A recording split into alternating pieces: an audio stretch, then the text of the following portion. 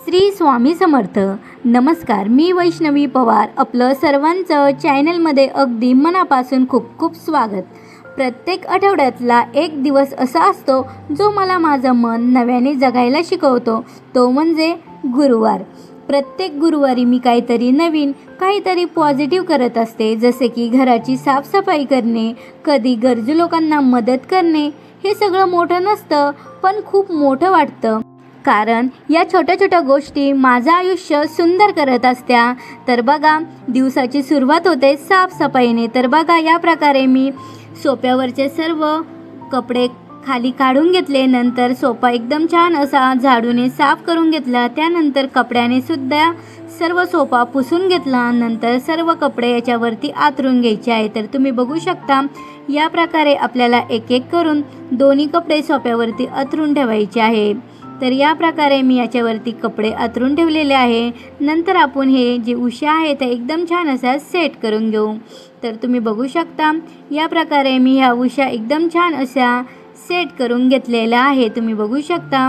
तर मित्रांनो, व्हिडिओ आवडत असेल तर व्हिडिओला लाईक करा आणि आपल्या चॅनलवर नवीन असाल तर चॅनलला सबस्क्राईब सुद्धा करा. या प्रकारे मी सर्व सेट करून घेतले. त्यानंतर एका बकेटीत पाणी घेतलं, त्यात 1 चमचा मीठ टाकलं आणि आता आपल्याला घर पुसायला सुरुवात करायची आहे. मीठ टाकल्याने घरात पॉझिटिव्ह एनर्जी येते. तर बघा, या प्रकारे आपल्याला एकदम छान असं रूम एकदम क्लीन करून घ्यायचं आहे. तर मित्रांनो, व्हिडिओ जर आवडत असेल तर व्हिडिओला लाईक करा. चॅनलवर नवीन असाल तर आपल्या चॅनलला सबस्क्राईब सुद्धा करा. तर बघा, या प्रकारे आपल्याला सर्व रूम एकदम छान अशी क्लीन करून घ्यायची आहे.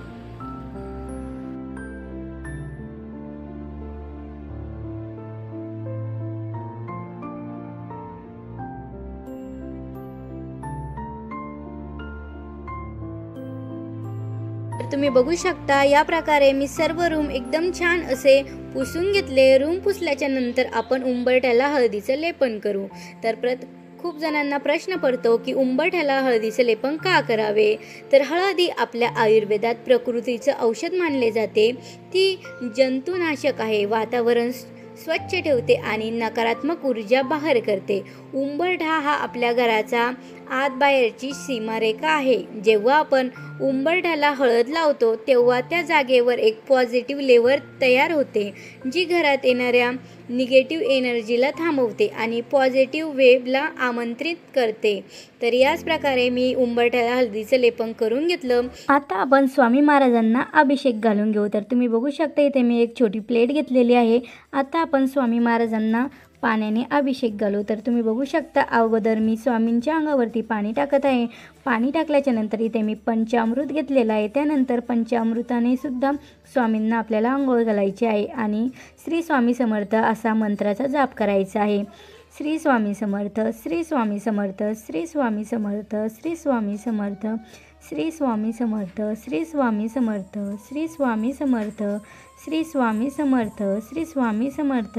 आता आपल्याला या प्रकारे स्वामी महाराजांना एकदम छान असं स्वच्छ करून घ्यायचं आहे. तुम्ही बघू शकता, या प्रकारे स्वच्छ केल्याच्या नंतर आता आपण परत एकदा स्वामी महाराजांना पाण्याने एकदम छान असा अभिषेक घालून घेऊ.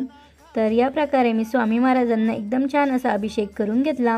आता साफ सुथऱ्या कपड्याने एकदम छान असं स्वामी महाराजांना पुसून घेऊ. तुम्ही बघू शकता, या प्रकारे आपल्याला स्वामी महाराजांना एकदम छान असं पुसून घ्यायचं आहे. तर आता पुसल्याच्या नंतर स्वामी महाराजांची पूजा मांडून घेऊ. तर इथे मी कपड्याने जागा स्वच्छ करून घेतली. त्यानंतर त्याच्यावरती एक चौरंग ठेवला. चौरंगाला सुद्धा स्वच्छ कपड्याने पुसून घेतलं.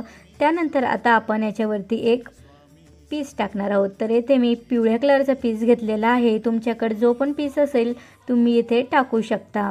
तर पीस मी येथे टाकून घेतलेला आहे. तुम्ही बघू शकता, या प्रकारे. तर चला आता आपण स्वामी महाराजांची पूजा मांडून घेऊ. तर येथे मी दत्ताचा फोटो घेतलेला आहे. फोटोला सुद्धा एकदम छान असं पुसून घेऊ. फोटो पुसल्याच्या नंतर या प्रकारे आपल्याला फोटो चौरंगावरती ठेवायचा आहे. त्यानंतर एक छोटा चौरंग ठेवायचा आहे. त्यानंतर त्याच्यावरती स्वामींची मूर्ती ठेवायची आहे. स्वामींची मूर्ती ठेवल्याच्या नंतर येथे कलशामध्ये स्वामींसाठी पाणी ठेवायचं आहे. त्यानंतर स्वामीची जपमाळ एका साईडला ठेवायची आहे. जपमाळ ठेवल्याच्या नंतर येथे गाय ठेवलेली आहे आणि स्वामींसाठी आंबासुद्धा ठेवलेला आहे. त्यानंतर आपण दिवा लावून घेऊ। तर तुम्ही बघू शकता या प्रकारे मी दिवा लावून घेतला। त्यानंतर स्वामी महाराजांना एकदम छान असं चंदन लावून घेऊ। तर बघा या प्रकारे आपल्याला स्वामी महाराजांना चंदन लावून घ्यायचं आहे।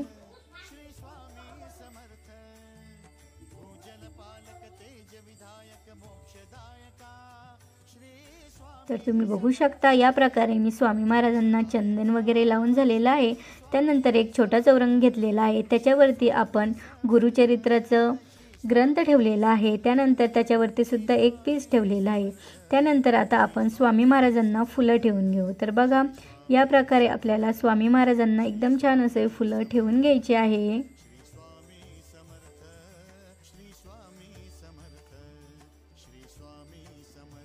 तर या प्रकारे मी सर्व फुलं ठेवून घेतले।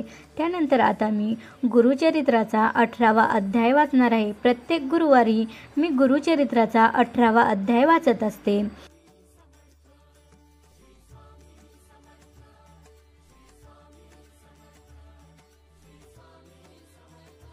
तर मित्रांनो असं असतं माझं प्रत्येक गुरुवारचं रुटीन।